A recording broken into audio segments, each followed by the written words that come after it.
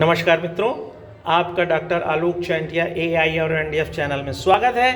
आज बात करते हैं कि समाज में जब समाज एक ही तरह का होता है तो लोग भिन्न भिन्न कैसे होते हैं, उनका प्रभाव अलग अलग कैसे हो जाता है। हम सभी जानते हैं कि जब हमारे शरीर में बहने वाला रक्त जो कि ABO रक्त समूह के रूप में वर्गीकृत है, तो आप यह जानते हैं कि A रक्त समूह या A ब्लड ग्रुप वाला व्यक्ति, B ब्लड ग्रुप वाला व्यक्ति, O ब्लड ग्रुप वाला व्यक्ति और AB ब्लड ग्रुप वाला व्यक्ति, इन सभी की प्रतिक्रियाएं अलग अलग हैं।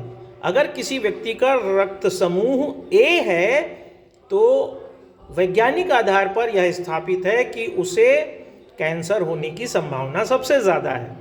जिसका रक्त समूह O है उसको अल्सर होने की संभावना सबसे ज़्यादा है। जिसका रक्त समूह B है उसे चर्म रोग होने की संभावना ज़्यादा है, और जिसका AB है उसे कैंसर और चर्म रोग दोनों ज़्यादा होने की संभावना होती है।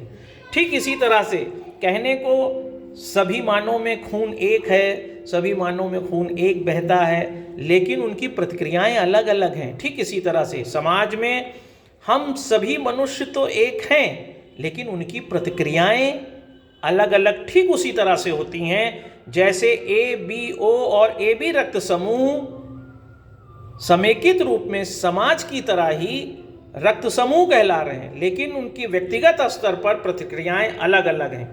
यही कारण है कि एक समाज में कालांतर में एक जैसी प्रतिक्रिया करने वाले समूहों का जब वर्चस्व हो जाता है तो वह दूसरे तरह के लोगों के समूह से अलग दिखाई देने लगते हैं। और यही कारण है कि पूरी पृथ्वी पर अलग अलग तरह के हमें मानव समूह मिलते हैं, उनकी अलग अलग प्रतिक्रियाएं मिलती हैं, व्यवहार मिलता है।